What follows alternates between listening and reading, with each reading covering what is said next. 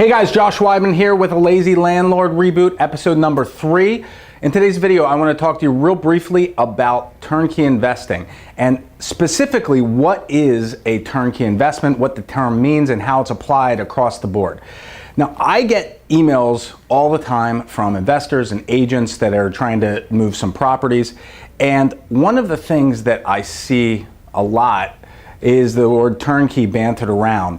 And oftentimes what it means when it's coming from a wholesaler or an agent is the idea that the property's been renovated or it's in decent shape, or maybe there's a tenant inside the house. This is kind of a little bit of a misnomer. So I want to define turnkey investing so that you can get an idea of exactly what the term really means and should mean, and how it can apply to you if you're an investor, or if you're an agent or you're a wholesaler. Maybe you can the takeaway is we can at least use the same terms when we're talking about an investment. All right, so first and foremost, the idea of turnkey is the idea that an investor can walk into a property, turn the key, and boom, everything's done. It's either ready to rent or rented, and you're ready to go. Typically, there are two types of turnkey properties. The first is when you've got a company that is putting together all the pieces for you. So they'll go out and source a property for the investor. They'll oversee the construction, manage the repairs, make sure everything gets done on time, on budget, and then they'll place a tenant and manage the property. In this option, the investor is buying the property from day one. They're funding the renovations, and then it's leased and managed through a third party or a management company. A lot of times they're under the same umbrella, and it works like that. Another model for turnkey investing is when you have a third party that buys the property, they renovate the house, and then lease it and sell that package with a management component.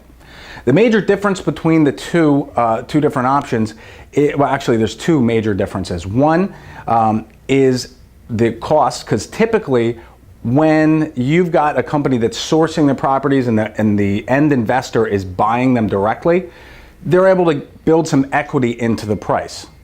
Whereas if you're buying a finished product with a tenant in place, typically you're going to be paying retail, and in some cases 5 to 10% above what the retail value of the property really is.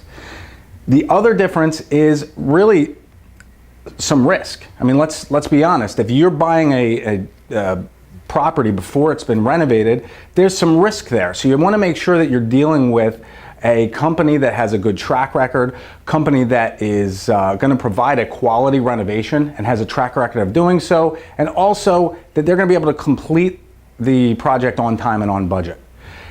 It's an important component. Now, what's not a turnkey investment?